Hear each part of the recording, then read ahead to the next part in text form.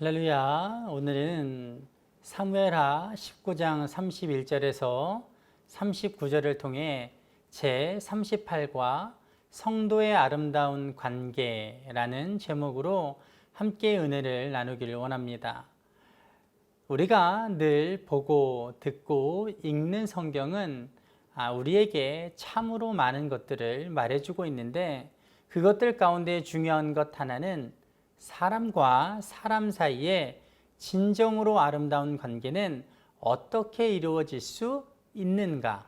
즉, 성경은 어떻게 해야 하나님과 아름다운 관계를 맺을 수 있는가에 대해서만 말하고 있는 것이 아니라, 사람과 사람 사이에서도 어떻게 해야 진정으로 아름다운 관계를 맺을 수 있는가에 대해서도 알려주고 있다라는 것입니다. 그리고 우리가 읽은 오늘 본문 또한 그러한 사람과 사람 사이에 진정으로 아름다운 관계를 맺을 수 있는 방법에 대해 알려주고 있는 여러 본문 중 하나입니다. 그래서 오늘은 여러분과 함께 오늘 본문을 통해 사람과 사람 사이에 진정으로 아름다운 관계를 맺기 위해서는 어떻게 해야 하는가에 대해 살펴보고 은혜를 나누기를 원합니다. 먼저 오늘 본문의 내용을 살펴보면, 오늘 본문은 바르실레란 이름의 길르앗 사람이 왕, 즉 다윗이 압살롬의 반란이 진압된 후에 궁으로 돌아가기 위해 요단강을 건너고자 할 때에 왕을 배웅하는 가운데 일어난 두 사람의 대화의 내용을 기록하고 있는 말씀입니다. 그렇다면 오늘 본문에 나오는 바르실레라는 사람은 누구일까요?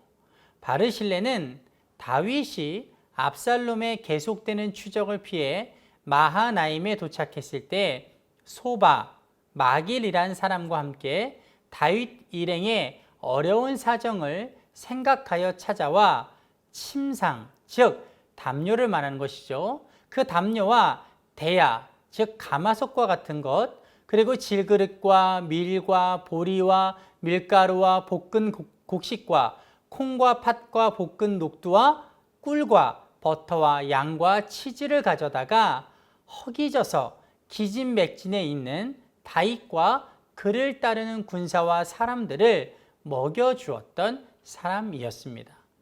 즉 다윗이 큰 공경에 처했을 때 목숨을 걸고 찾아와 그 곤경을 딛고 일어설 수 있는 힘을 공급한 사람인 것입니다. 그런데 그렇게 힘들 때 도움을 준 것도 고마운데, 오늘 본문에서는 다윗이 이제 황궁하는 가운데 압살롬의 반역의 그 모든 것들이 진압되고 궁으로 돌아가려고 하는 가운데 친히 찾아와서 인사를 하고 배웅하고자 노령의 몸을 이끌고서 요단까지 내려온 것입니다. 그래서 오늘 본문 33절을 보면 다윗은 그러한 바르실레의 은혜에 대한 감사의 마음을 전하고 그에 대한 포상을 하고자 나와 함께 건너가자, 예루살렘에서 내가 너를 공궤하리라 라고 말을 합니다. 여러분, 여기서 공궤란 음식을 베풀고 섬기는 것을 말합니다. 즉 지금 다윗은 바르실레의 은혜가 너무 감사하고 고마워서 그를 데리고 왕궁으로 돌아가 친히 그를 위해 잔치를 베풀고 나아가 바르실레의 모든 것을 책임지겠다라고 말하고 있는 것입니다. 사랑하는 성도 여러분, 이 얼마나 기쁘고 영광된 일입니까? 왜냐하면 다른 사람도 아닌 왕이 자신에게 연회와 잔치를 베풀 뿐만 아니라 자신의 평생의 모든 것들을 책임지겠다고 하니 그만큼 기쁘고 영광된 일은 없기 때문입니다. 그런데 바르실레는 자신이 노령이라는 이유로 다윗과 함께 갈 수 없다라고 말하며 다윗 왕의 큰 호의를 정중하게 거절합니다. 그리고 36절에 이렇게 말합니다. 당신의 종은 왕을 모시고 요단을 건너려는 것일 뿐이거늘 왕께서 어찌하여 이 같은 상으로 내게 갚으려 하시나이까. 즉 바르실레의 이 말인즉슨 지금 자신이 친히 요단까지 내려온 이유는 이전에 마하나임에서 자신이 베풀었던 도움에 대한 보상을 받기 위해서가 아니고 다만 왕을 배웅하기 위한 순수한 목적에서 온 것이다 라는 것입니다. 그러니 자신을 자신의 왔던 곳으로 돌려보내주고 그래도 무언가 베풀어 주어야 왕의 마음이 편하다고 여기시거든 자신이 아닌 자신의 아들 김함을 왕의 신하가 아니라 왕의 종으로서 데려가 주십시오라고 겸손하게 말하고 있는 것입니다. 그러자 다윗도 바르실레의 순수한 진심을 비로소 깨닫고는 바르실레의 말대로 그의 아들 김함을 데리고 가서 바르실레를 위하여 좋은 것을 베풀겠다고 말하고 바르실레와 함께 요단강을 건너가 그에게 입맞추고 축복한 후에 그와 헤어지게 됩니다. 그리고 오늘 본문에는 나와 있지 않지만 열왕기상 2장 7절을 보면 나중에 다윗 왕이 죽기 전 그의 아들 솔로몬에게 마지막으로 유언을 남기면서 마땅히 길르앗 바르실레의 아들들에게 은총을 베풀어 그들이 내 상에서 먹는 자 중에 참여하게 하라. 내가 내 형 압살롬의 낯을 피하여 도망할 때에 그들이 내게 나왔느니라 라고 말합니다. 즉 다윗은 죽기 전까지 바르실레가 베풀었던 도움과 은혜에 대해 잊지 않았고 나아가 자신이 죽은 후에도 그 은혜를 갚기를 원했던 것입니다. 사랑하는 성도 여러분, 오늘 본문의 내용을 들으시면서 여러분의 마음에는 어떠한 마음이 드십니까? 다윗과 바르실레의 관계가 참으로 아름다운 관계다라는 마음이 느껴지지 않으십니까? 여러분, 그렇다면 우리가 그렇게 느끼는 이유가 무엇일까요? 그것은 바로 다윗과 바르실레 사이에 순수함과 신의가 있었기 때문입니다.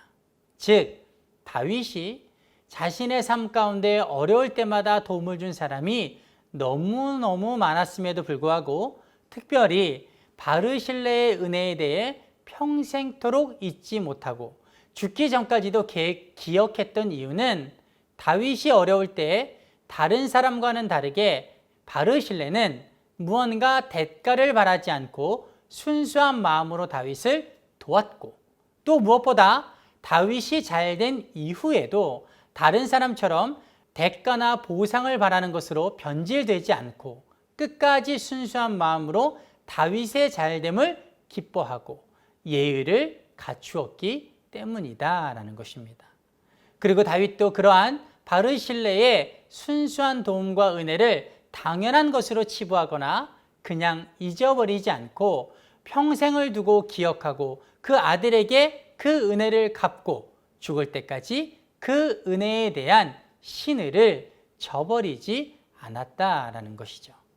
그래서 우리는 아무런 대가 없이 돕고 은혜를 베푼 바르실레의 순수함과 그 은혜를 잊지 않고 평생을 기억하고 갚은 다윗의 신의 때문에 특별히 우리 주변에서는 그러한 모습의 관계를 좀처럼 찾아보기가 힘들기 때문에 오늘 본문을 읽으면서 두 사람의 사이가 진정으로 아름다운 관계라고 우리는 느끼고 또 부러워하는 마음을 갖게 되는 것입니다.